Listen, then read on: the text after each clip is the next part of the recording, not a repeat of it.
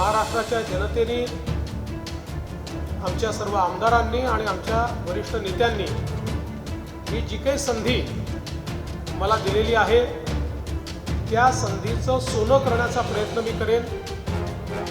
एक नागपूरकर म्हणून नागपूरकरांची मान नेहमी उंच राहिली पाहिजे की आपला प्रतिनिधी हा महाराष्ट्राचं नेतृत्व करताना महाराष्ट्रामध्ये आमूलाग्र बदल घडवतोय, अशा प्रकारची एक उंची या ठिकाणी गाठता यावी। आणि हे सगळं करत असताना पारदर्शी प्रामाणिकतेनं सरकार चाललं पाहिजे, हा जो पहिलेपासून माझा आग्रह असतो त्या आग्रहावर टिकून महाराष्ट्राला पुढे नेण्याचा प्रयत्न मी करणार आहे। येणारी आव्हानं खूप आहेत।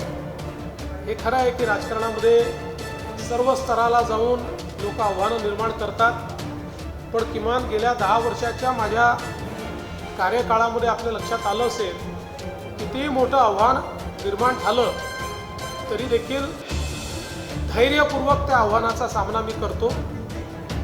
आणि कधीही सत्ता ही माझ्या डोक्यात जात नाही, कारण ज्या विचारांनी मी राजकारणामध्ये आलो आहे त्या विचाराने सत्ता हे सेवेचं माध्यम आहे हेच मला शिकवलेलं आहे।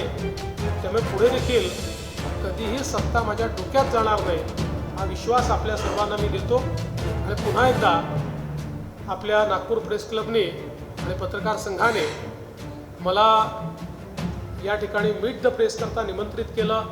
आपण सगळ्यांनी माझं स्वागत केलं, सत्कार केला, त्याबद्दल आपले मनापासून आभार मानतो।